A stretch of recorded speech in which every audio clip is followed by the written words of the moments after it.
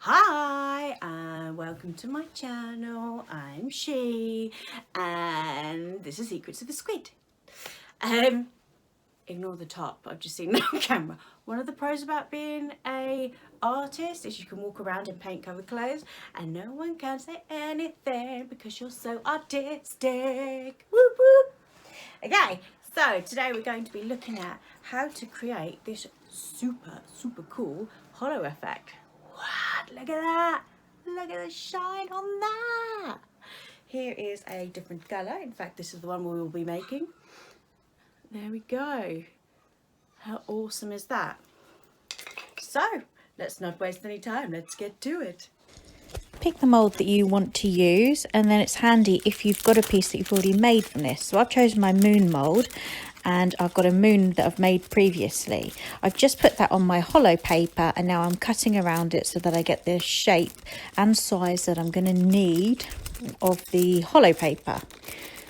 This holographic paper is like very thin plastic. You can get it online or in craft shops in plenty of different colours. The one I've chosen to use is a blue.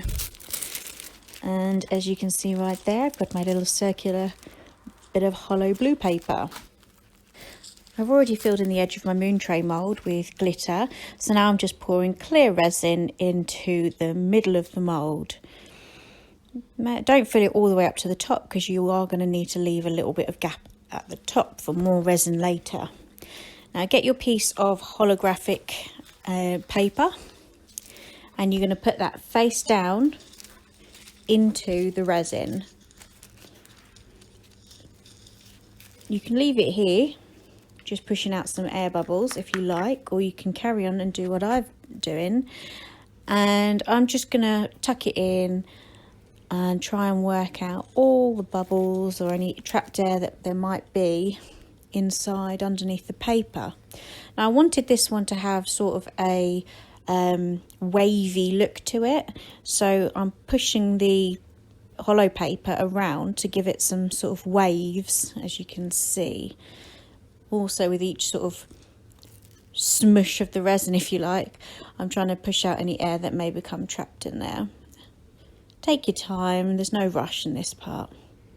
And as I said, you can either leave that here now and then just add a thin coat of resin, or when it's dry, or you can do what I do, which is add a coat of resin over the top now once I've got the desired shape. Just going to spread that out, make sure it's all covered so that none of the hollow paper will be sticking out.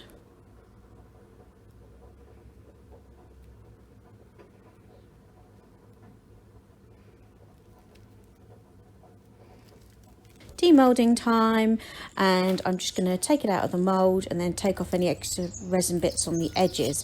I coat the back of my tray pieces with a bit of felt or sticky foam just to snazz it up a bit, so it doesn't really matter about how it looks at the back. When I turn this over, you'll see that it's a matte finish, but you can still see all those beautiful waves in it. Now to make it shiny, I cover it in a top coat that you saw in the previous video.